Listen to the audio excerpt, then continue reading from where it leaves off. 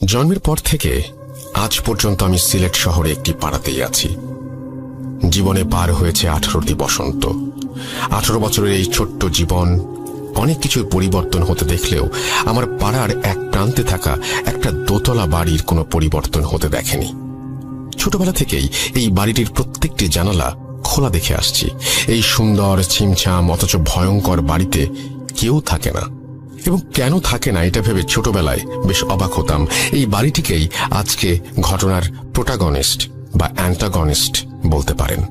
আজকের ঘটনাটি কোনো নির্দিষ্ট ব্যক্তির কাছ থেকে শোনা নয়, আমার পাড়ার বেশ কয়েকজন সিনিয়র সিটিজেনের মুখ থেকে শুনেছি এই বাড়ি সম্পর্কে।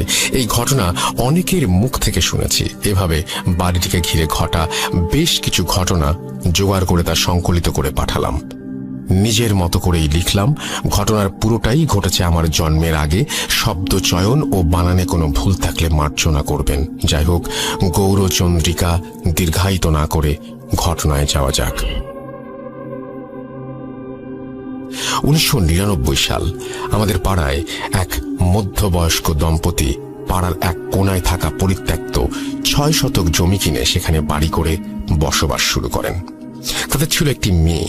নতুন বাড়িতে ওঠার পর 4-5 মাসের মধ্যেই তারা তাদের মেয়ের বিয়ের আয়োজন শুরু করেন।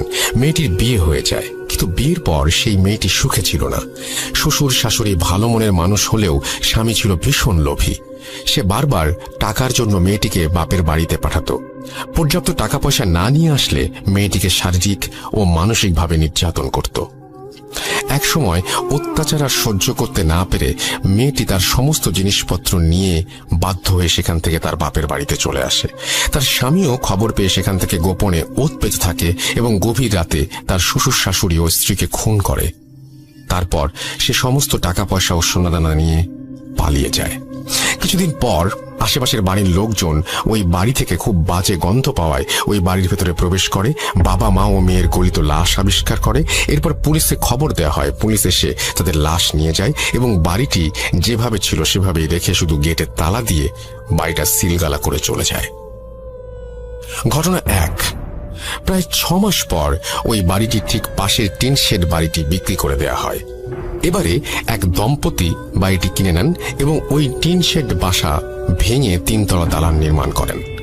তখন তারা ওই পাড়াতেই একটা ভাড়া বাড়িতে থাকতো। অনেক শ্রমিক লাগিয়ে বেশ তাড়াতাড়ি এই বাড়িটি বানানো হয়ে যায়। বাড়ি পুরোপুরি রেডি, শুধু রং বাকি। বাড়ি রং করতে মাত্র 2 জন রং মিস্ত্রি আসায় রং করতে তুলনামূলক বেশি দিন লাগছিল। একদিন কাজ শেষ করতে করতে একটু রাত হওয়ায় ওই দম্পতি সেই রাতে তাদের জন্য ওই বাড়ির বারান্দায় ঘুমানোর ব্যবস্থা করে দেয়। মাঝরাতে ঘুমোতে যাবার আগে কোনো এক রং শ্রমিক সিগারেট খাবার ইচ্ছে হলো। সে সিগারেট ও ম্যাচ হাতে ছাদে উঠে যায়। ছাদে গিয়ে সে সিগারেট জ্বালিয়ে ম্যাচটা না নিভিয়েই ওই পুরনো ভবনে ছুড়ে দেয়। পরদিন সকালে ঘুম থেকে ওঠে সেই শ্রমিক এবং দেখে সে বারান্দায় একা, পাশের জন নেই। সে খুঁজতে শুরু করলো। খুঁজতে খুঁজতে সে ছাদে চলে যায়। গিয়ে আবিষ্কার করলো তার সাথে শ্রমিকটি প্রান্তে চৈতন্যহীন হয়ে পড়ে আছে। ঘটনা 2। পরবর্তীতে ওই নতুন বাড়িতে সেই দম্পতি বসবাস শুরু করে। তাদের 2 ছেলে। বড় ছেলে ঢাকা বিশ্ববিদ্যালয়ে পড়তো আর ছোট ছেলে ছিল উচ্চ মাধ্যমিকের ছাত্র। ছোট ছেলেটি বিড়াল খুব ভালোবাসতো এবং বাড়িতে 3-4টি পোষা বেড়াল ছিল। একদিন ওই বেড়ালগুলো সন্ধ্যার সময় ছাদে উঠে ছাদের কোনায় থাকা টবে গিয়ে একটা ছোট গাছে চড়ে লাফঝাপ করছিল। বেশি নড়াচড়ার কারণে এক পর্যায়ে টব সহ ওই বাড়ির বিড়ালটি পিছলে ছাদ থেকে ফসকে পড়ে যায়। ওই সিলগালা করা বাড়ির আঙিনায় তারা গিয়ে পড়ে। সাথে সাথে ওই বিড়ালগুলো প্রচন্ড জোরে চিৎকার করে ওঠে। সে কেবল এক মুহূর্তের জন্য। 1 মুহূর্ত পরে সব থেমে যায়। চিৎকার শুনে বাড়ির লোকজন বিড়ালগুলোকে খুঁজতে শুরু করে, কোথাও পায় না।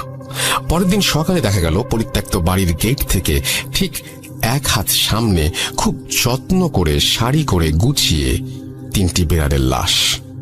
প্রত্যেকটা বিড়ালকে ঘাড় মোটকে মারা হয়েছে। যেটা আরো আশ্চর্যের বিষয় সেটা হলো বিড়ালগুলোর শরীরে 1 ফোঁটা রক্তও নেই। শুকনো ঠনঠনে জায়গায় বিড়ালের মৃত শরীরগুলো এমন ভাবে সাজিয়ে রাখা হয়েছে যে দূর থেকে দেখলে মনে হয় 3টি বিড়াল খুব আরাম করে ঘুমোচ্ছে। অবাক করা ব্যাপার হলো বাড়িটি কিন্তু সিলগালা করাই রয়েছে। বিড়ালগুলো ওই বাড়িতে আটকে পড়ে ওদের কেন মেরে এখানে রেখেছে সেটা কেউ বুঝতে পারছিল না। ঘটনা 3। ঘটনা 1 বর্ণিত পরিত্যক্ত বাড়ির পাশে থাকা সেই 3তলা বিল্ডিং।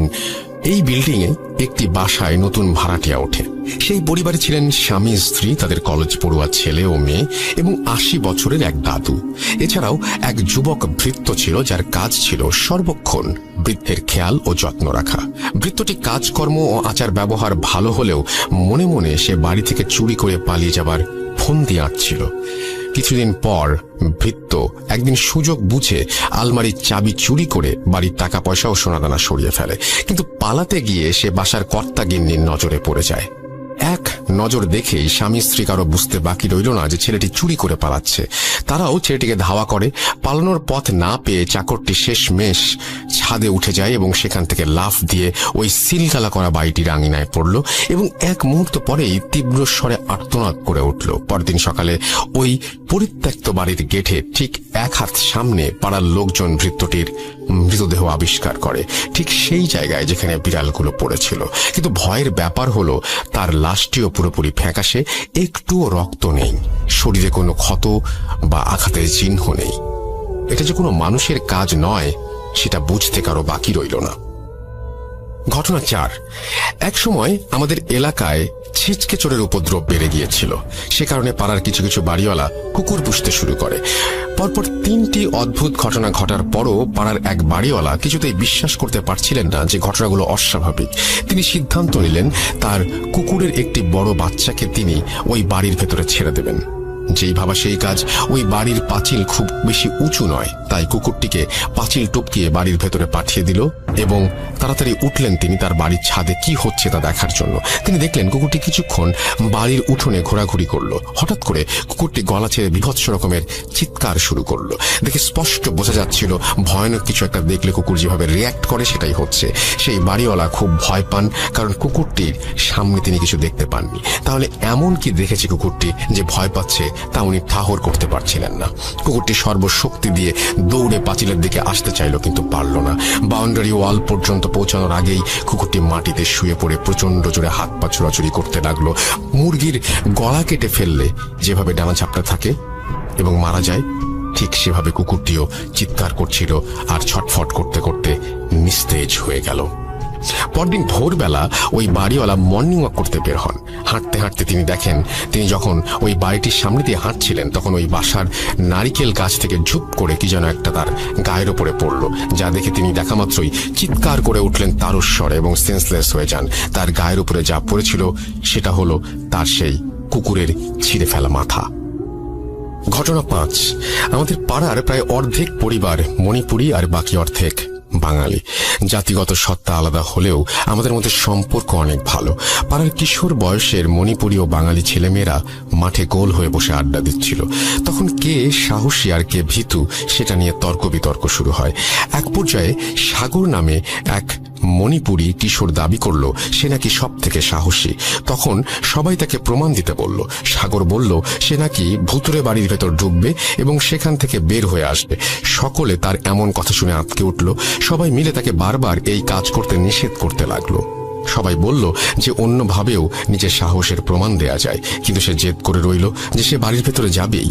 সবাই মিলে স্বীকার করে নিল সে সব থেকে সাহসী, কিন্তু সাগর গোঁ ধরে রইল ওই বাড়িতে সে যাবেই। কেউ কিছু বুঝে ওঠার আগেই সে উঠে দাঁড়িয়ে চিতাবাঘের মতো দৌড় দিল ওই বাড়িটির দিকে। এক মুহূর্ত লাগলো সবার বুঝতে ও কি করছে। বোঝা মাত্রই সকলে মিলে চিৎকার করতে করতে ওর পেছনে দৌড়ানো শুরু করলো। ততক্ষণে ও বাড়ির পাঁচিল পেরিয়ে ভেতরে চলে গেছে। সকলের সম্মিলিত কোলাহল শুনে পাড়ার বিভিন্ন বাড়িঘর থেকে মানুষজন বের হয়ে আসতে লাগলো। সকলে ওই ভুতুরে বাড়ি পর্যন্ত আসার আগেই সে লাফ দিয়ে ভেতরে ঢুকে পড়ল। প্রায় সাথে সাথেই আর্তনাদ করে সাগর হাঁচড়ে পাঁচড়ে আবার দেয়াল বেয়ে ওই বাড়ির ভেতর থেকে রাস্তায় আসার চেষ্টা করতে থাকে, কিন্তু বোঝা যাচ্ছিল দেয়ালের ওপাশ থেকে কোনো একটা কিছু তাকে আটকে ধরে রেখেছে। গলা ফাটিয়ে সে চিৎকার করে কাঁদতে লাগলো। এমন অবস্থায় সাগরকে দেখার পরপরই পাড়ার কয়েকজন মিলে সাগরের হাত ধরে টানাটানি করতে শুরু করলো। বেশ অনেকক্ষণ দুপাশ থেকে টানাটানির পর সাগরকে সবাই মিলে শেষমেশ বাড়ি থেকে বের করে নিতে সক্ষম হলো। সেদিন থেকেই সাগর মানসিক ভারসাম্যতা হারিয়ে ফেলে। আজও সাগর তা মানসিক ভারসাম্যহীন হয়েই পড়ে আছে। ঘটনা 6। 1 বছরের মধ্যে পরপর এভাবে বাড়িটিকে ঘিরে বিচ্ছিন্ন ঘটনা ঘটার ফলে পাড়ার সবাই নড়ে চড়ে বসেন এবং একটি সমাধানের আসার পরিকল্পনা করেন। রাঙামাটি থেকে একজন মহিলা অঘরী তান্ত্রিককে নিয়ে আসা হয়। তিনি এসে প্রথমে যা যা হয়েছে তার সবকিছু জেনে নিলেন। পরদিন পূর্ণিমা এবং সেই মাঝরাতে একটা মশাল জ্বালিয়ে বাড়ির চারিদিকে ঘুরতে থাকেন। অনেকবার ঘোরার পর তিনি সবাইকে ঘুমিয়ে পড়তে বলেন এবং পরদিন সকাল 8টায় পাড়ার বড় মাঠে সবাইকে ব্যাপারটি জানাবেন বলে জানান। পরদিন 8টা, সকলে অধীর আগ্রহ নিয়ে অপেক্ষা করছে কি হয় সেই রহস্য জানার জন্য। তান্ত্রিক এলেন। তিনি বললেন, তোমাদের পাড়ার ওই বাড়িটি থেকে এই সমস্যা দূর করা সম্ভব নয়, কারণ ওই বাড়িতে অর্ধ শতাধিক শক্তিশালী জিন মিলেমিশে বাস করে। এরা কখনো কারো ক্ষতি করবে না, কিন্তু যদি কোনো মানুষ বা প্রাণী ওদের শান্তি নষ্ট করে তাহলে ওরা সেই মানুষের ক্ষতি করবে, এমনকি মেরেও ফেলতে পারে। যেমন একদিন রাতে তোমাদের কারো বাসার একজন চাকর এখানে মারা গেছে। সে ছাদ থেকে লাফ দিয়ে বাড়িতে ঢোকার পর দৌড়াতে দৌড়াতে এখানে একটি বাচ্চা জিনকে পা দিয়ে পিষে ফেলে। সাথে সাথে সেখানকার জিনেরা মিলে তাকে জমের দুয়ারে পাঠিয়ে দেয়। তেমনি বিড়ালগুলোও সেখানে জিনকে আছড়ে দিয়েছিল বা কারো স্পর্শ লেগেছিল, সেই জন্য বিড়ালদের সাথেও এই দুর্গতি হয়। একটি সাধারণ জিনকে কাবু করাই অনেক ঝুঁকিপূর্ণ ব্যাপার, আর এখানে তো 50টিরও বেশি শক্তিশালী জিন। যদি আমি এদের কোনো ব্যাপারে কোনো হস্তক্ষেপ করি, কয়েক পলকের মধ্যে আমাকে সহ এই পাড়ার সকলকে মেরে ফেলারও ক্ষমতা রাখে ওরা। কাজেই আমার মনে হয় সব থেকে ভালো হয় যদি তোমরা কখনো ওদের বিরক্ত না করো। কেউ আর কোনোদিন ভুলেও ওই বাড়ির সীমানার ভেতরে ঢুকবে না বা ওই বাড়িতে কোনো কিছু ফেলবে না। যেভাবে বাড়িটা আছে সেভাবেই থাকুক, তাহলেই সবার মঙ্গল। এই বলে সেই অঘরী তান্ত্রিক চলে যান। তারপর থেকে আজ পর্যন্ত সেই বাড়িটি ওইভাবেই পড়ে আছে। দীর্ঘ 21 বছরে এই বাড়িতে আর কখনো কারো পা পড়েনি। এই ছিল আমার হ্যালোইন স্পেশাল পর্ব উপলক্ষে ঘটনা। রাসেল ভাই, বাড়িটি আমাদের পাড়াতেই। আপনি যদি চান নিশ্চয়ই বাড়িটির ছবি তুলে আপনাকে পাঠাতে পারি, ভূত.com এর শ্রোতা বন্ধুদের দেখাতে পারি। আশা করি ঘটনাটি আপনার ভালো লেগেছে। ঘটনা সিলেক্টেড হলে জানানোর অনুরোধ রইল। সবার কাছে দোয়া ও আশিস চাচ্ছি, কারণ আর 1 মাস পর আমার HSC পরীক্ষা শুরু হবে। যদি বেঁচে থাকি তবে অবশ্যই পরীক্ষার পর আবার নতুন ঘটনা সংগ্রহ করে পাঠাবো, সেই আশ্বাস দিয়েই শেষ করছি। ভালো থাকুন রাসেল ভাই, ভালো থাকুন ভূত.com এর সকল শ্রোতারা, সবাই নিরাপদে থাকুন। ভূত.com দীর্ঘজীবী হোক। দীপ্ত সিলেট, তারপরে তিনি তার ফোন নাম্বার এবং ইমেল অ্যাড্রেস শেয়ার করেছেন। আমি বলবো যে এটা আসলে একটা হন্টেড বাড়িকে নিয়ে ঘটনা, এবং হন্টেড হাউসের ব্যাপারটা আমরা অনেকেই জানি। এবং সেই হন্টেড হাউসে 50টির অধিক যদি জিন থাকে তাহলে সেটা তো অবশ্যই ভয়ঙ্কর ব্যাপার। এবং সেই বাড়ি থেকে আমরা সেই বাড়িতে তো আর ঢুকতে পারবো না, সেই বাড়ির আশেপাশে থেকে হয়তো আমরা একটা ভূত.com এর শো চাইলে করতেও পারি, যদি আপনারা চান, যদি আপনারা রাজি থাকেন। এবং কে কে সেই বাড়ির সামনে যে ভূত.com এর শো যদি করি তাহলে যেতে রাজি আছেন সেটাও আমাকে জানাবেন। আমরা আশা করি এরকম কিছু একটা প্ল্যান করে ফেলতেও পারি। আর আপনারা যা আমাদেরকে লিখে পাঠাবেন ঘটনা অথবা অডিও ক্লিপ পাঠাবেন, আমাদের ইমেল অ্যাড্রেস হচ্ছে russell.booth.com@gmail.com। আমাদের ফেসবুক হচ্ছে www.facebook.com/russell.স্বাধীন। এবং আমি দীপ্তকে অনুরোধ করব আপনি ওই বাড়িটির ছবি পাঠিয়ে দিন। আমি বিশ্বাস করি সবাই অধীর আগ্রহে অপেক্ষা করছে সেই বাড়িটির ছবি দেখার জন্য। আমরা চলে যাব আমাদের পরবর্তী ঘটনায়।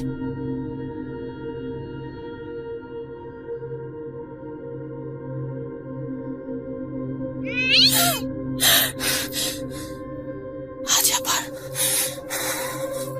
শুনতে পাচ্ছেন শব্দটা? ভয়ের আরেক নাম ভূত.com with Russell.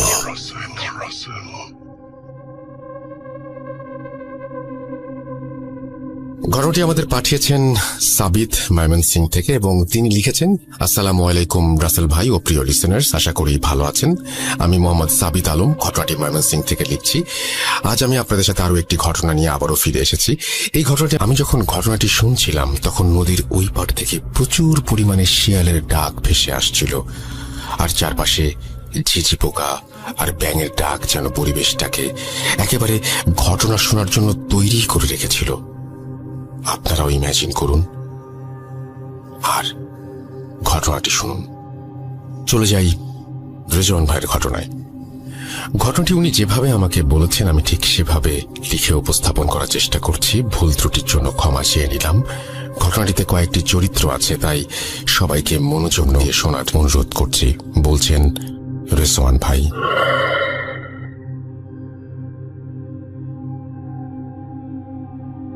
আমি তখন বরিশাল বিভাগের একটি কুরিয়ার সার্ভিসে কাজ করি। চাকরিটা ভালোই ছিল, কিন্তু একটা জিনিস খারাপ লাগতো যে রোজ একই ধরনের রুটিন। এভাবে আস্তে আস্তে আমিও আমার কলিগরা যেন হাঁপিয়ে উঠছিলাম। কিন্তু এই একঘেয়েমি কেটে যায় কোরবানি ঈদের ছুটিতে বাড়ি গিয়ে। এছাড়াও ঈদের 2 দিন পরে 6 জন মিলে একটি ট্যুরও দেই আমরা রিফ্রেশমেন্টের জন্য। ট্যুর থেকে ফিরে প্রায় 4 দিন আমি বাড়িতেই ছিলাম।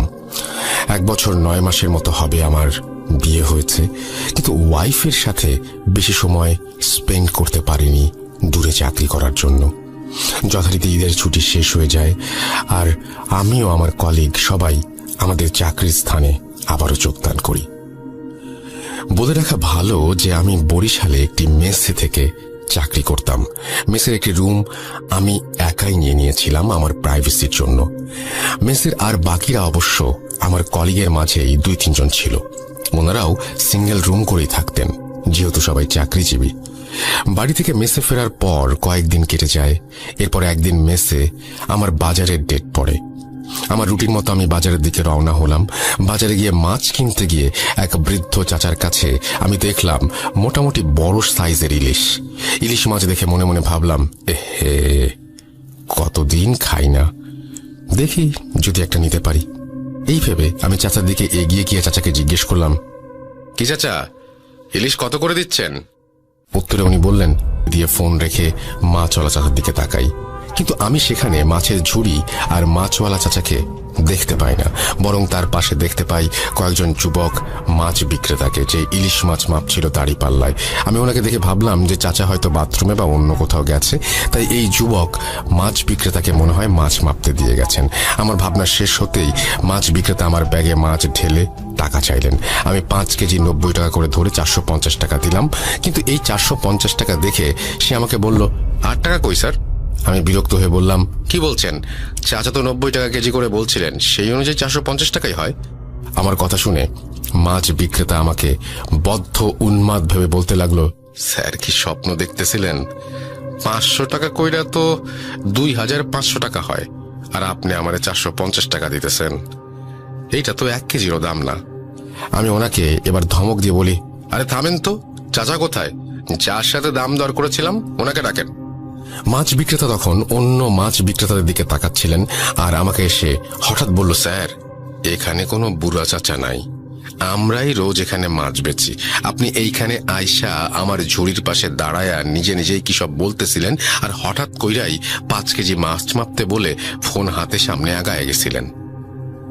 ওনার কথা শুনে আমি নিজের কান আর চোখে বিলিভ করতে পারছিলাম না, কিন্তু অগত্যা আমাকে 2500 টাকা দিয়েই 5 কেজি ইলিশ আনতে হলো।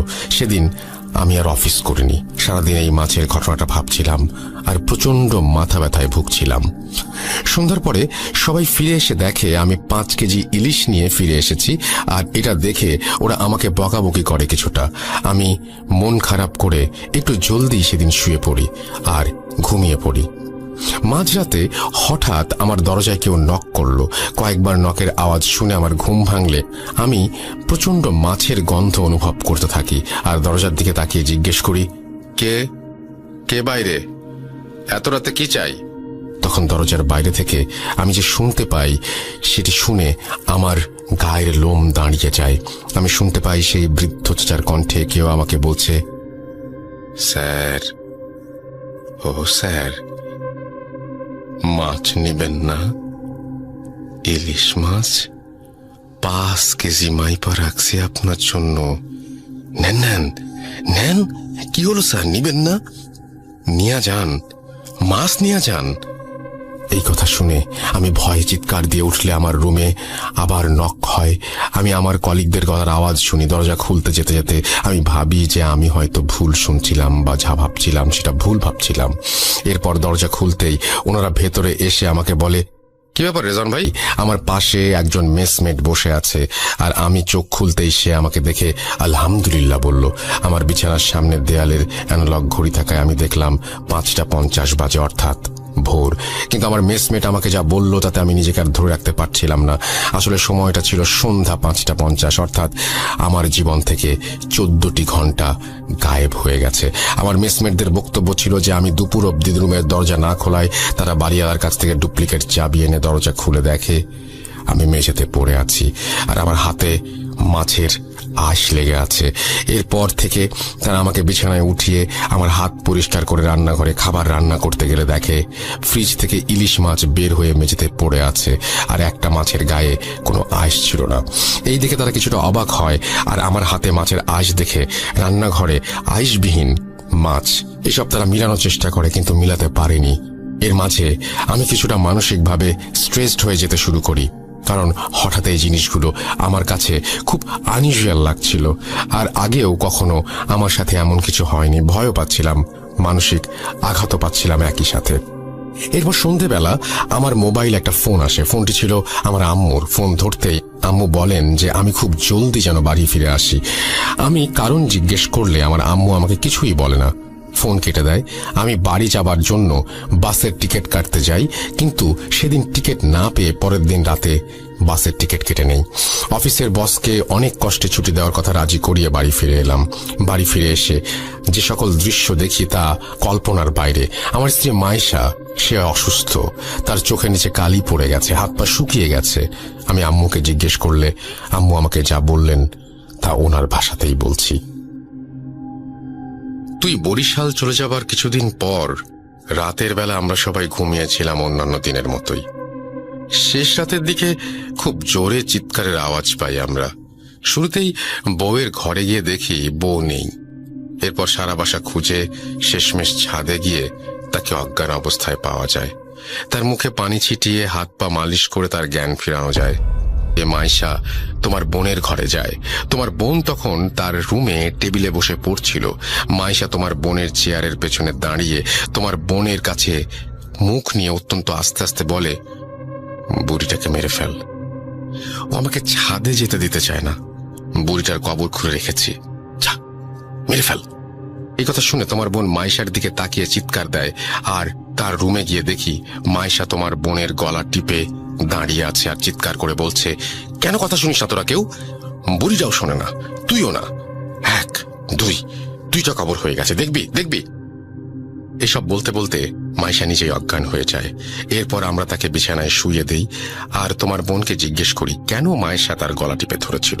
তোমার বোন তখন আমাদের জানায় যে মাইশা তাকে যে বলেছিল, মাইশার দিকে যখন তাকিয়েছিল তখন মাইশার চেহারায় নাকি অদ্ভুত শয়তানি ছাপ ছিল, তাই সে ভয়ে চিৎকার দিয়েছিল। একটু পরে মাইশার জ্ঞান ফিরলে সে উঠে বসে, তোমার বাবাকে আর তোমার বোনকে একসাথে কাছে ডাকে, আর আমাদের কানের কাছে মুখ নিয়ে এসে ফিসফিস করে বলতে থাকে, মাছ এসেছে, মাছ, আমার নদীতে মাছ এসেছে, আমি মাছ শিকার করব, মাছকে ডাক বুড়ি ডাক। এসব বলা শেষ হলে সে চিৎকার দিয়ে ওঠে, জ্ঞান হারায়, আর তোমাকে ফোন করি। ডাক্তার এসে বলেছে সে খুব স্ট্রেসড আর মানসিক তাড়নায় আছে মেয়েটা, কিন্তু স্ট্রেসের কারণ কি সেটা মাইশা ডাক্তারকে বলে না। সে ডাক্তার সাথে কোনো কথাই বলেনি। এরপর ডাক্তার কিছু ওষুধ দিয়ে চলে যান। এবার বল আমি কি করতে পারি? আমার মায়ের মুখে সব শুনে আমি আমার আম্মুকে জিজ্ঞেস করি যে মাইশার পরিবারকে এসব জানানো হয়েছে কিনা। আম্মু বলেন যে আমার সাথে কথা বলে মাইশার পরিবারকে জানানোর অপেক্ষায় ছিলেন ওনারা। আমি আম্মুকে বলি এখনই জানানোর কোনো দরকার নাই। আম্মু আমাকে কারণ জিজ্ঞাসা করলে আমি ওনাকে কিছু না বলে রুমে চলে আসি। কি বলতাম আম্মুকে? আমার জন্য সব হচ্ছে, আমার ভুলের জন্য আমার স্ত্রী এই অবস্থা। আপনারা ভাবছেন আমার কি দায় এখানে? শুনুন তবে ঘটনার শুরুটা একটু মনে করুন। কোরবানি ঈদের পর দেয়া আমাদের ট্যুর। আমার কলিগ মেহেদি ভাইয়ের গ্রামের বাড়ি এলাকার কাছাকাছি ট্যুরে আমরা গিয়েছিলাম। সেই ট্যুরে গিয়ে মেহেদি ভাই আমাদের একদিন রাতের বেলা একটি স্পিরিট কলিং প্রসেসের কথা বললেন, আর এও বললেন যে আমরা চাইলে ট্রাই করতে পারি। আমি সব বিলিভ করি না, এবং বিলিভ না করার কারণে বলেছিলাম যে আর এসব ফালতু, স্পিরিট বলে আবার কিছু হয় নাকি? দেখেন আপনারা ট্রাই করে। সবাই রাজি হলে মেহেদী ভাই একটি পুরনো বই বের করে মেঝেতে একটি তারকা এঁকে তার চারপাশে 4 জনকে বসিয়ে দেন। একে অপরের হাত ধরেছিল তারা। আমরা 6 জন ছিলাম। আমার এক কলিগ খুব ভয় পাওয়ায় সে এক্সপেরিমেন্টে অংশ নেয়নি। এরপর মেহেদী ভাই মাটিতে বাটির শুকনো পাতা আর কি সব দিয়ে আগুন জেলে ধোঁয়া তৈরি করে স্পিরিট কল করলেন। 10 মিনিট, 15 মিনিট, 1 ঘন্টা পার হলেও কিছু হয় না। আর জিনিসটাকে ফেক ভেবে আমি আমার 2 হাত ছেড়ে উঠে পড়তেই মেহেদী ভাই আমাকে ধমক দিয়ে বলেন, রেজওয়ান, তুমি নিয়ম ভাঙবে না, নিয়ম ভাঙলে ক্ষতি হবে, বসে যা, আয়। ওনার এই কথা শুনে আমি তাচ্ছিল্যের হাসি দিয়ে রুম থেকে বেরিয়ে যাই এবং বারান্দায় বসে সিগারেট খেতে লাগলাম। এরপর আমাদের মাঝে কথাবার্তা তেমন হয়নি, আর আমরাও এই বিষয়টা ভুলেই গিয়েছিলাম। কিন্তু এবার আমার মাথায় আসলো এই ট্যুরের কিছুদিন আগে আমার সাথে মাছ নিয়ে এই ঘটনার কথা, আর আমার ওয়াইফের সাথে সেম মাছ নিয়ে ঘটনা। তাহলে অবশ্যই সেই এক্সপেরিমেন্টের কারণে কোনো খারাপ কিছু আমার পিছু নিয়েছে, যা আমার ওয়াইফের ক্ষতি করতে চাচ্ছে। আমি আমার মা বাবাকে এসব কি করে বলতাম, আপনারাই বলুন। এর পরের দিন আমি এলাকার মসজিদের ইমাম সাহেবের কাছে গিয়ে সব ঘটনা খুলে বলি। উনি আমাকে বকাচকা করেন আর বলেন যে এসব হারাম কাজ করে বিপদ ডেকে আনলে উনি সাহায্য করবেন না। এরপর উনি আমাকে আরেকজন হুজুরের একটি ঠিকানা দিয়ে সেখানে যেতে বলেন। আমি সেদিনই সেই হুজুরের কাছে যাই আর দেখা করে সব জানাই। উনি সন্ধ্যায় আমাকে নিয়ে আসন করবেন বলে জানান। মাগরিবের আজান হলো। আমি আর হুজুর একসাথে নামাজ পড়ে ওনার ঘরে গিয়ে আসনে বসলাম। হুজুর আমার 2 হাত ধরে দোয়া পড়ছিলেন আর ফু দিচ্ছিলেন। এক পর্যায়ে হঠাৎ আমার হাত ছেড়ে দিয়ে উনি বললেন, রেজওয়ান ভাই, আপনি যা ভাবছেন সেটা একেবারে 100% ভুল। সেদিন ওই এক্সপেরিমেন্টে কোনো জিন হাজির হয়নি, আর আপনার সাথে যা হয়েছে তা কিছুই ওই এক্সপেরিমেন্টের ফল না। হুজুরের মুখে সব শুনে আমি ওনাকে জিজ্ঞেস করি, তাহলে আসল সমস্যা কি? আমার কথা শুনে হুজুর বলেন, আমার বাসায় না গেলে উনি বুঝতে পারবেন না, আর আমার বাসায় যাবার আগে কিছু প্রস্তুতি আছে ওনার, যা ওনার করতে 3-4 দিন সময় চাই। এরপর ওনাকে সময় দিয়ে ওনার ফোন নাম্বার নিয়ে বাড়ি ফিরে আসি, আর আম্মু আব্বুকে বলি মাইশার ফ্যামিলির সাথে যোগাযোগ করতে। আমার আম্মু আব্বু মাইশার পরিবারের সাথে যোগাযোগ করতে সেখান থেকে উঠে আসে আরো এক চাঞ্চল্যকর তথ্য। কি সেই তথ্য? শুনুন মাইশার মায়ের ভাষায়। আপনাদের কাছে ক্ষমা চাচ্ছি, আমি আর মাইশার বাবা। আমাদের মেয়ের বয়স যখন 10 বছর ছিল তখন তার একটি মানসিক রোগ দেখা দেয়। সে নিজে নিজে কথা বলতো, লেখাপড়া করতো না, আমাদের সবাইকে মারবে বলে চড়াও হয়ে যেত।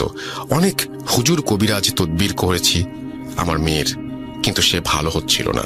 অবশেষে একজন মনোরোগ বিশেষজ্ঞকে দেখানো হলে সে বলে এই রোগটা খুবই রেয়ার কেস, লাখ মানুষের মাঝে একজনের হয়। নিজেকে ভুলে গিয়ে অন্যের মতো আচরণ করা, ভায়োলেন্স, আর এরপর সব ভুলে যাওয়া। এই রোগের চিকিৎসা মেডিটেশন আর নিয়মের মাঝে চললে ঠিক হয়ে যাবে বলে ডাক্তার আমাদের বলেন।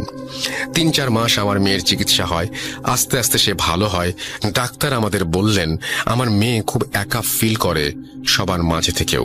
ওকে এই একাকিত্বের ফিলিংসটা আর যেন ছুতে না পারে। এমনিতে আর কোনো সমস্যা হবে না বলেন ডাক্তার। দেখতে দেখতে আমার মেয়েকে ডাক্তার সুস্থ করে তোলেন। কিন্তু দেখেন এবার কি হলো, জামাই বরিশাল চলে যাবার পর আমার মেয়েটা আবার একা হয়ে গিয়েছিল, আর সেজন্যই এই সমস্যা ফিরে এসেছে। এসব বলতে বলতে আমার শাশুড়ি কান্নায় ভেঙে পড়েন। আমাকে বলে, ফিরিয়ে দিলেন স্যার আমার জীবিত মাছ, আপনার পথ ছায়া মরছে, এইবার আপনি কবর দেখেন। এই কথা বলে সে করুণ সুরে কাঁদতে লাগলো। ওনার এই কথা শেষ হতেই আমার হুঁশ ফিরে মোবাইলের রিংটোনে। বিছানা থেকে উঠে আমি দেখি যে ঘেমে একাকার হয়ে গেছি। আমি আল্লাহর কাছে শুকরিয়া আদায় করি যে এতক্ষণ যা হচ্ছিল তা বোধহয় স্বপ্ন ছিল। এই ভাবতে ভাবতে আমি মোবাইল হাতে নিয়ে দেখি আব্বুর ফোন তোতে আব্বু কান্না স্বরে আমাকে বলে, বাবা রেজওয়ান, যত তাড়াতাড়ি পারো চলে আসো, তোমার বাচ্চা নাই। এই কথা শুনে আমার হাত থেকে ফোন পড়ে যায়, আমার পায়ের নিচে মাটি সরে যায়। আমি এই মাত্র স্বপ্নে দেখলাম আমাকে কবর দেখানো হবে, আর আমার বাচ্চা এই দুনিয়াতে নেই।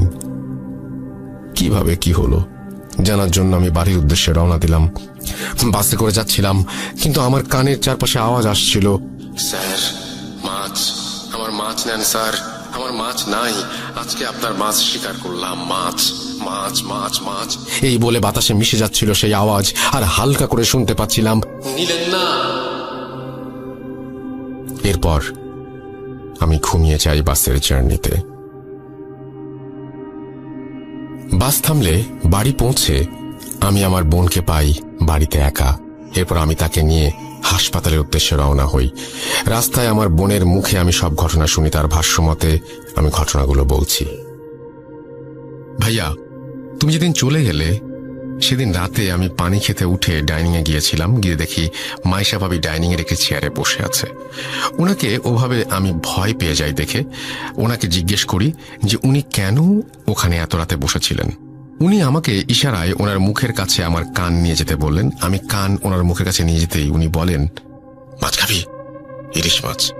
আমার পেটে মাছ আছে একটা, আমি কেটে বের করে দেই, তুই রান্না কর আর বুড়িটাকে কবর দে। কিরে, কবর দে ওকে। আরে কি ভাবছিস, দে। এই বলে উনি মেঝেতে বসে পড়েন আর মাটিতে আঁচড়ে আঁচড়ে বলতে লাগলেন। আমার রুমে ঘুমাচ্ছিলাম। হঠাৎ আমার রুমে কুকুরের ডাক শুনে আমি লাফ দিয়ে বিছানা থেকে উঠে যাই আর আমার রুমে কুকুরের ডাক কোথা থেকে এলো দেখতে থাকি। এর মাঝে হঠাৎ পচা মাছের গন্ধ দিয়ে আমার রুম ভরে যায়। আমি বিছানা থেকে উঠার জন্য পাশ ফিরতে দেখি মাইশা ভাবি বাজে হাসি নিয়ে আমার পাশে শুয়ে আছেন আর কুকুরের আওয়াজটা উনিই মুখ দিয়ে করছিলেন।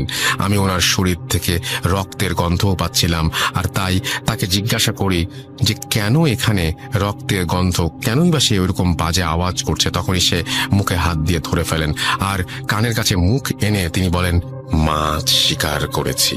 এই বলে সে আমার হাতে একটি ছুরি ধরিয়ে দিয়ে বলেন, নে বুড়িকে মেরে ফেল আর কবরে ধাক্কা দিয়ে ফেলে দে। আমার হাতে ছুরির স্পর্শ পেতেই আমি ছুরিতে আঠালো কিছুর আভাস পাই আর ভাবির হাত সরিয়ে জোরে চিৎকার দেই। আমার চিৎকারে আব্বু আম্মু রুম থেকে এসে লাইট অন করে যা দেখেন সেটা ভোলার না। আমরা দেখি আমার ভাবির পেট থেকে রক্ত বেরিয়ে বিছানা ভিজে গেছে, শরীরের কাপড় কাটা। ওনাকে ধরে বিছানায় শুইয়ে আমি আর আম্মু পেটের কাপড় সরিয়ে দেখি ওনার পেটে 2-3টা স্ট্যাবের দাগ। আমাদের বুঝতে বাকি রইল না যে ভাবি কি করেছেন। তৎক্ষণাৎ ওনাকে হাসপাতালে নিয়ে যাওয়া হয়। ডাক্তার জানান ওনার বাচ্চা আর বেঁচে নেই।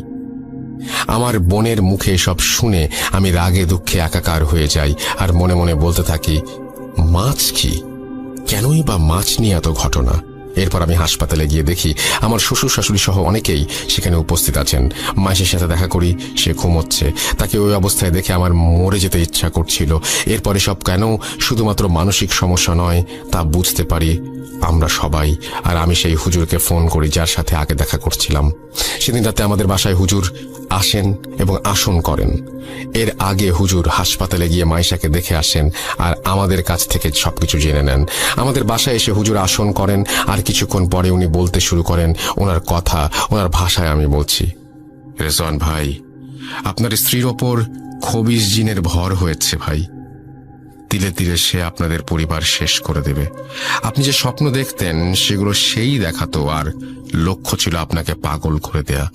আর সে মাছ বিক্রেতার রূপ ধরে আপনার সাথে ছলনা করছে। আমি হুজুরকে জিজ্ঞেস করলাম জিনের ভর করার কারণ কি।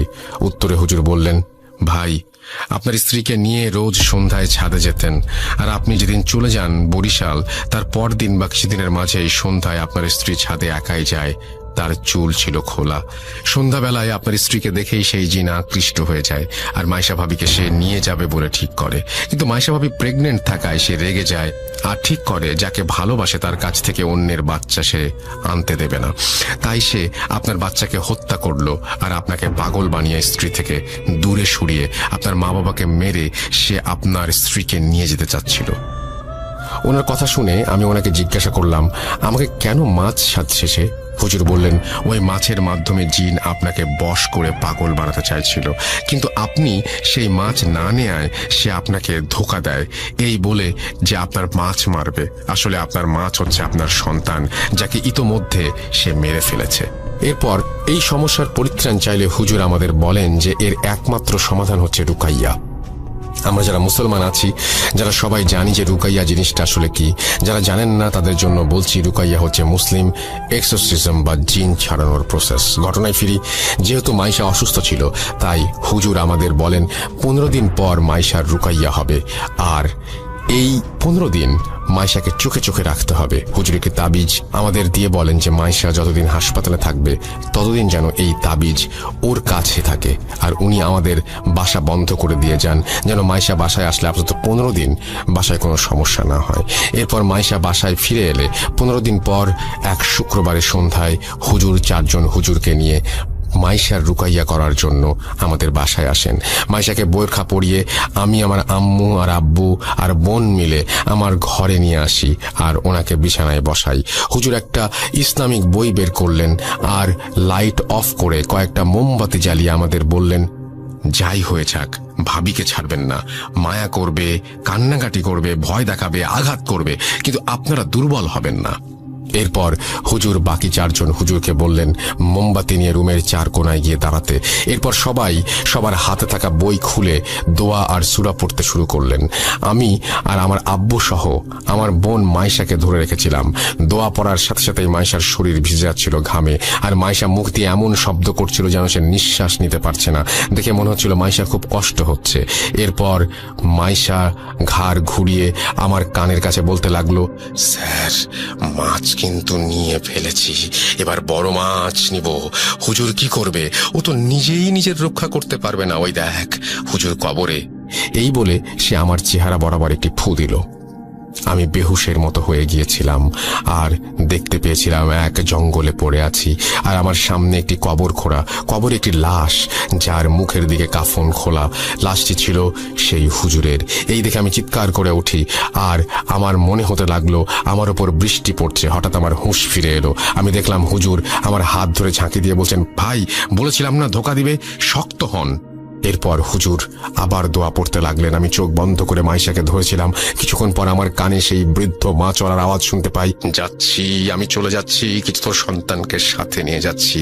ছেলের লাশ দেখ, চোখ খোল, আরে চোখ খোল, মাছ তো নিলি না, ছেলেকে বিলিয়ে দিলি, কেন মাছ নিলি না? আমি মাইশার মুখে এসব শুনে চোখ খুলিনি, আর মাইশা আস্তে আস্তে নিস্তেজ হয়ে গেল। রুমের চারপাশ থেকে উচ্চ স্বরে শুনতে পেলাম, আলহামদুলিল্লাহ, আল্লাহু আকবার। এরপর হুজুর আমাকে চোখ খুলতে বলেন। চোখ খুলতেই আমার আম্মুকে দেখলাম রুমের লাইট অন করতে, আর আমার বোন পানি এনে মাইশার মুখে ছিটিয়ে দিল। আমি আর আম্মু মাইশার হাত মালিশ করতে লাগলাম। একটু পর ওর জ্ঞান ফিরে এলো। ও বলল, রিজওয়ান, কি হলো আমার? আমার মনে করবেন আজ বিদায় নিচ্ছি। সাবিত ফ্রম ময়মনসিং। সবাই ভালো থাকবেন। আসসালামু আলাইকুম। তো এই ছিল ঘটনা, এবং এই ঘটনাটি নিশ্চয়ই আপনাদের ভালো লেগেছে। যদি ভালো লাগে অবশ্যই আমাদের জানাবেন, আর আপনারাও এরকম ঘটনা বেশি বেশি করে পাঠান অডিও ক্লিপ আকারে বা লিখে। আমাদের অ্যাড্রেসটি হচ্ছে russell.booth.com@gmail.com। আপনার নাম, ঠিকানা এবং ফোন নাম্বার সহ আপনার জীবনে ঘটা বা আপনার জানা সেরা ঘটনা লিখে পাঠিয়ে দিন আমাদের কাছে। ঘটনা শুরুতে অবশ্যই উল্লেখ করুন ঘটনাটি আপনি স্টুডিওতে এসে শেয়ার করতে চান নাকি আপনি চান আপনার ঘটনা আমরা পড়ে শোনাই। যারা দেশের বাইরে রয়েছেন তারা সরাসরি অডিও ক্লিপ পাঠাতে পারেন বা লিখেও পাঠাতে পারেন ঘটনা। আমরা চলে যাব আমাদের পরবর্তী ঘটনায়।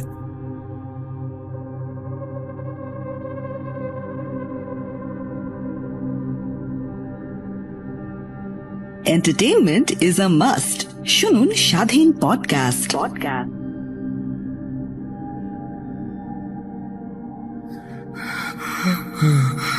কেন কেন তুমি আসো?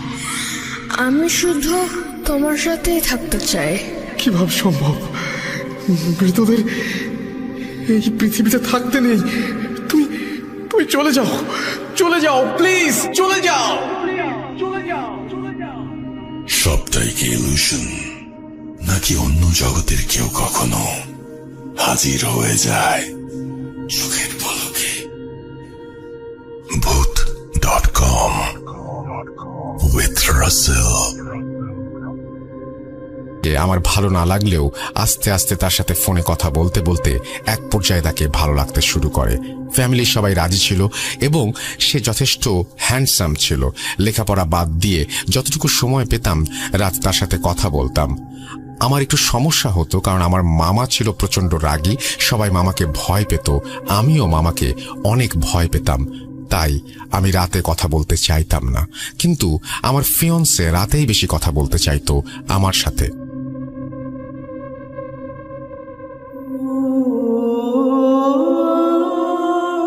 একদিন যদি অডিও ফোন অলওয়েজ সাইলেন্ট মোডে থাকতো। হঠাৎ করে রাত 1:30টার সময় আমার ঘুম ভেঙে যায় এবং আমি দেখি আমার ফিয়ান্সে আমাকে কল দিচ্ছে। আমি ফোনটা রিসিভ করার জন্য বাইরে যাওয়ার চিন্তা করি। যেহেতু ঘরটি ছিল টিনের ঘর, এক পাশে কথা বললে অন্য পাশে কেউ শুনতে পারত, তাই মামার ভয়। ভাবলাম উঠোনে যেয়ে কিছুক্ষণ কথা বলে আসি। মামার বাড়িটা ছিল এমন, বাথরুমে যাওয়ার জন্য বাইরে যেতে হতো। মামার বাড়ির পাশে ছিল বিরাট এক জঙ্গল। অনেক মানুষ গলায় দড়ি দিয়ে মারা গেছে ওই জঙ্গলে। জঙ্গল এত অন্ধকার থাকতো যে মানুষ দিনে যেতেই ভয় পেত। জঙ্গলের পরেই ডোবা টাইপের একটা পুকুর, বাঁশঝাড়, আর বাঁশঝাড়ের পরেই ছিল আমার মামার বাড়ি লাগোয়া পুকুরের পাড়ে ছিল একটা তুলো গাছ। গ্রামের ভাষায় আমাদেরকে মান্দার গাছ বলি। এই গাছটি পুকুর পাড়ের জঙ্গলের কাছাকাছি অবস্থিত। যাই হোক, আমি আমার ফিয়ন্সের ফোন পেয়ে আস্তে আস্তে দরজা খুললাম যাতে মামা টের না পায়। তারপর উঠোনে যেয়ে তাকে ফোন ব্যাক করলাম। এক রিংয়েই ফোন ধরলো সে। কথা বলতে বলতে এক পর্যায়ে আমার মনে হলো যে আমার মামা আমার কথা শুনে ফেলবে আর আমার একটু দূরে যাওয়া উচিত। এই চিন্তা করতে করতে আর কথা বলতে বলতে বাড়ির সীমানায় অর্থাৎ শেষ সীমানায় যেয়ে দাঁড়ালাম। তারপরও শান্তি পাচ্ছিলাম না মনে, ভয় লাগছিল এই বুঝি মামা শুনে ফেলবে। এই ভেবে হাঁটা শুরু করলাম এবং যে একটা বাঁশের সাথে হেলান দিয়ে কথা বলতে শুরু করলাম। কিন্তু একটু পর মনে হলো পুকুর পাড়টা সবচেয়ে নিরিবিলি, ওইখান থেকে কথা বললে কেউ শুনতে পাবে না। সেই জন্য আমি পুকুর পাড়ে মান্দার গাছটার দিকে হাঁটা শুরু করলাম। এভাবে মান্দার গাছের নিচে দাঁড়িয়ে 20 মিনিটের মতো কথা বললাম। হঠাৎ করে দেখলাম প্রচন্ড ঝড় উঠেছে, বাঁশের আগাগুলো বাতাসে ভেঙে যাচ্ছে। কিন্তু আমি খেয়াল করলাম ঝড় বাতাস শুধু বাঁশ গাছের আগায় হচ্ছে, বাঁশের গোড়া বা আমার গায়ে কোনো বাতাস লাগছে না। আমি ভাবলাম অনেক গাছপালা এই জন্য নিচে বাতাস আসতে পারছে না। কোনো কিছু পাত্তা না দিয়ে কথা বলছি, এমন সময় হঠাৎ করে লাইনটা ড্রপ করে গেল। আমি চারপাশে তাকিয়ে চিন্তা করলাম এটা আমি কোথায় আছি। প্রচন্ড অন্ধকার, ঝড় বাতাস চারিদিকে হচ্ছে, সবকিছু যেন ভেঙে পড়বে। আমার মনের মধ্যে অনেক ভয় কাজ করছিল আর আমি চোখ বন্ধ করে এক দৌড় দিয়ে বাড়ির উদ্দেশ্যে চলে গেলাম। 20 থেকে 30 সেকেন্ড সময় লাগলো বাড়ির সীমানায় প্রবেশ করতে। বাড়ির সীমানায় প্রবেশ করে একবার পেছনে ফিরে তাকালাম, দেখলাম কোনো ঝড় না, কোনো বাতাস না, কোনো কিছু না, স্বাভাবিক যেন এখানে ঝড় কখনো আসেইনি। যাই হোক, আমি ভাবলাম ঝড় হয়তো এসে হঠাৎ করে থেমে গেছে। কোনো চিন্তা না করে আস্তে আস্তে রুমে প্রবেশ করলাম। ঘড়ি দেখলাম 2:01 দেখাচ্ছে। বিছানায় যে আমি আমার ফিয়ন্সকে একটা টেক্সট করলাম, যেহেতু কথা শেষ হয়েছিল না। টেক্সটে বললাম যে অনেক রাত হয়েছে, আমি আজকে আর কথা বলতে পারবো না, সকালে কথা হবে, টেক্সট ব্যাক করো। এভাবে অনেকক্ষণ কথা হওয়ার পর কোনো টেক্সট না পেয়ে আমার মধ্যে অস্থিরতা কাজ করতে লাগলো। চিন্তা করলাম ওয়াশরুমে গেলেও তো এতক্ষণ লাগার কথা না, সে কি তার ফোন দেখেইনি? তাকে অনেকবার কল দিলাম, কল রিসিভ করলো না। লাস্ট কল দিয়ে ঘুমিয়ে যাবার চিন্তা করে আবার আস্তে আস্তে গেট খুলে টয়লেটের উদ্দেশ্যে গেলাম। লাস্ট কল যখন রিসিভ করলো তখন তারও বড় বোন অর্থাৎ আপু আমাকে যেটা জানালো সেটা শোনার জন্য আমি মোটেও প্রস্তুত ছিলাম না। আপু বলল তার ভাই 10টার সময় বাসায় এসেছে, 11টার মধ্যে খাওয়া দাওয়া করে ঘুমিয়ে গেছে। সে এতই টায়ার্ড ছিল যে রুমে যেয়ে ঘুমানোর টাইম পায়নি। আপুর সাথে কথা বলতে বলতে ড্রয়িং রুমে ঘুমিয়ে গেছে এবং আপু তার প্রেজেন্টেশনের কাজ ড্রয়িং রুমে বসে বসে করছে 3-4 ঘন্টা। আমি ফোন রেখে মোবাইলের টাইম দেখলাম 3টা বাজে। আমি মনে মনে ভাবলাম কে ছিল তাহলে আমাকে ফোন দিল 1:30টার দিকে, আর কার সাথে কথা বললাম জঙ্গলে যে। প্রচন্ড ভয় পেলাম কিন্তু কাউকে কিছু বলতে পারলাম না। আমি লুকিয়ে লুকিয়ে কথা বলতে গিয়েছিলাম। এসব চিন্তা করতে করতে ঘরে এসে এক পর্যায়ে ঘুমিয়ে গেলাম। যখন ঘুম ভাঙলো সেটা পরের দিন সন্ধ্যা 6টা। আমার আশেপাশে দেখে অনেক আত্মীয় স্বজন এবং আমার আব্বু আম্মুর একজন মামা ছিলেন যিনি ছিলেন মওলানা। আমার মুখের উপরে ঝুঁকেছিলেন, তিনি কি কি বিড়বিড় করে পড়ছিলেন আর ফোঁ দিচ্ছিলেন। পরে জানলাম দুপুর গড়িয়ে সন্ধ্যা, আমাকে অনেকবার ডাকাডাকি করা হয়েছে, আমি উঠি নাই। নানু ভেবেছিল স্বাভাবিকভাবেই আমি ঘুমাচ্ছি, কিন্তু কোনো কারণে মওলানা সাহেব আমাদের বাসায় এসেছিলেন এবং তিনি দেখলেন আমার প্রচন্ড জ্বর এবং তিনি একটু ঝাড়ফুঁকের ব্যবস্থা করলেন। গ্রামাঞ্চলে ঝাড়ফুঁক এগুলোই বেশি চলে ডাক্তারের থেকে। মওলানা নানাভাবে আমাকে একটু পানি পড়া খাওয়ালেন। সবাই চলে গেলে উনি আমাকে বললেন রাতে বাইরে একা একা কোথাও যেও না, তুমি যেখানে কল্যাণ ভাবছো সেখানে হয়তো তোমার অকল্যাণ নিহিত। আমি কিছুই বুঝলাম না, শুধু তার যাওয়ার দিকে চেয়ে রইলাম। পরে শুনেছিলাম ওই রাতটি ছিল হাজরা ফাটার রাত, গ্রামাঞ্চলের ভাষায় যেটা অমাবস্যার থেকেও ভয়ঙ্কর, ঘুটঘুটে অন্ধকার। পারতপক্ষে এই রাতে সন্ধ্যার পরে কেউ বাইরে বের হয় না। এরপর থেকে আমার আর কোনো সমস্যা হয়নি, সব ঠিকঠাক চলছিল। কি ভেবেছেন এখানেই ঘটনা শেষ? এটা তো সমস্যার শুরু মাত্র। 1 মাস পরে আমার চাচা চাচি পুরো ফ্যামিলি সহ গ্রামে বেড়াতে আসে এবং সব চাচারা ফ্যামিলি সহ গেট টুগেদার করার জন্য চলে আসে। আমিও বাড়িতে যাই কিছুদিন থাকার জন্য। হঠাৎ করে আমি তার ফ্যামিলিতে একটু পরিবর্তন লক্ষ্য করলাম। যেমন চাচা আর আগের মতো অন্য চাচাদের সহ্য করতে পারছে না, দাদুর সাথে খারাপ ব্যবহার করছে। এরই সাথে অন্য একটি জিনিস লক্ষ্য করলাম, আমার ফিয়ন্সের বোন অর্থাৎ ওই চাচার একমাত্র মেয়ের সাথে কিছু আজগুবি ঘটনা ঘটছে। একদিন সে অন্যান্য কিছু কাজিনদের সাথে কথা বলছিল, একটি রুমে ঢুকেছিল এবং যখন বের হয়েছিল রুম থেকে দেখলাম তার গায়ের জামায় অনেক ছেঁড়া ছেঁড়া, কেউ অ্যাসিড দিয়ে পুড়িয়ে দিলে যেমন জামা ছিঁড়ে ছিঁড়ে যায়, পুড়ে পুড়ে যায় সেরকম, এবং ছেঁড়াগুলোর চারিদিকে হলুদ দাগ হয়ে আছে। সে নিজেও জানে না তার জামার এই অবস্থা। একজন দেখলো এমন কেন জামাটা, অথচ ওই মুহূর্তে আমি ওই রুমের সামনেই বসেছিলাম। আমি দেখেছিলাম জামাটি ঠিকই ছিল ঢোকার সময়।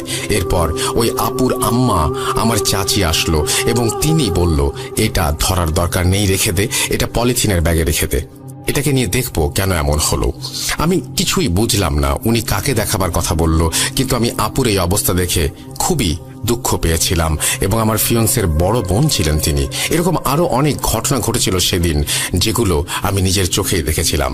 যাই হোক, বেসিক্যালি সবাই এসেছিল দাদুর অসুস্থতার কারণে, কিন্তু ওই চাচার আচার আচরণে দাদু আরো বেশি অসুস্থ হয়ে পড়েন এবং এক পর্যায়ে দাদু মারা যান।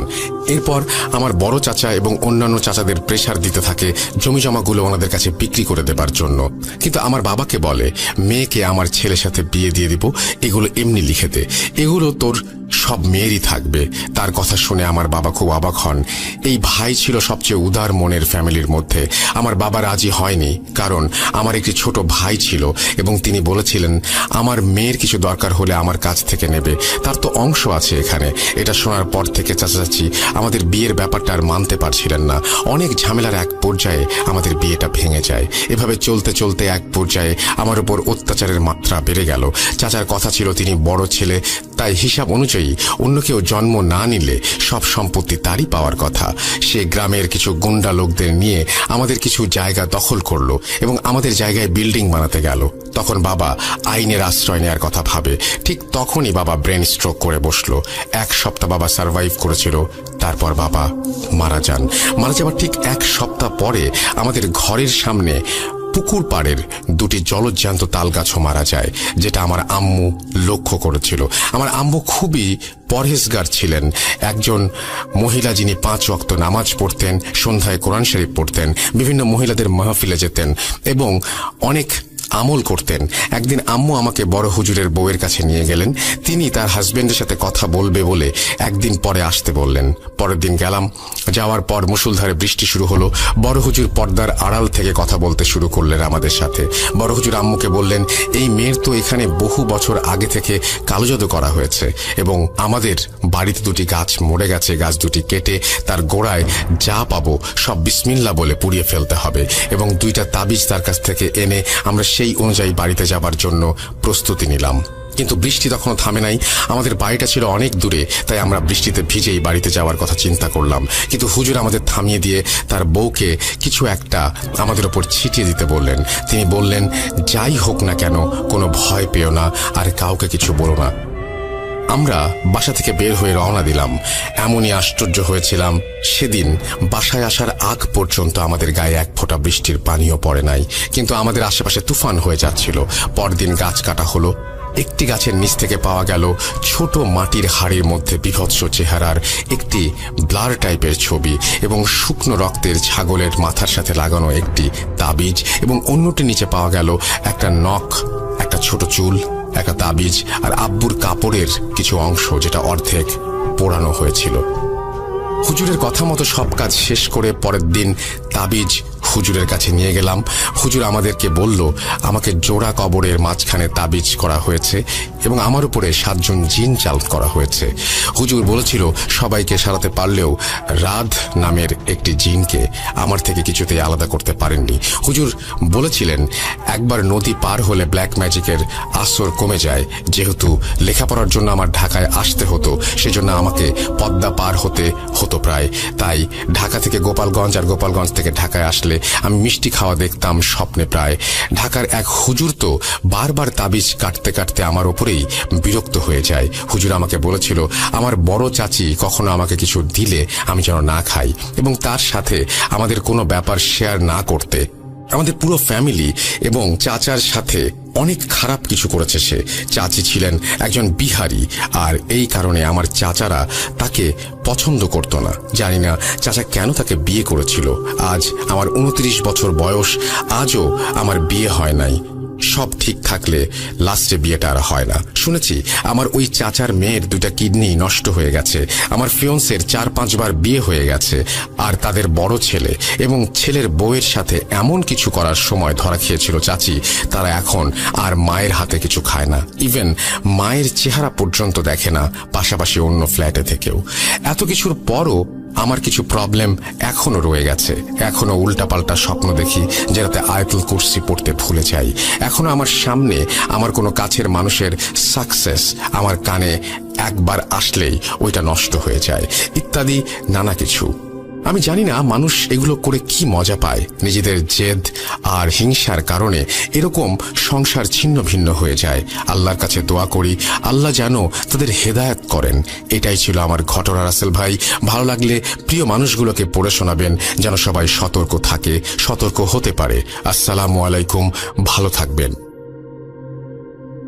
থ্যাংক ইউ সো মাচ মিম, যদি এটি আপনার ছদ্মনাম। আপনি ভালো থাকবেন এবং আপনি সুস্থ হয়ে উঠুন পুরোপুরি, সেই দোয়া করি আল্লাহ তাআলার কাছে। এবং সবাইকে বলছি আপনারাও আপনাদের ঘটনা পাঠান। আমাদের ইমেল অ্যাড্রেস হচ্ছে russell.booth.com@gmail.com। আপনাদের ঘটনার অপেক্ষায় থাকলাম। আমরা চলে যাচ্ছি আমাদের পরবর্তী ঘটনায়।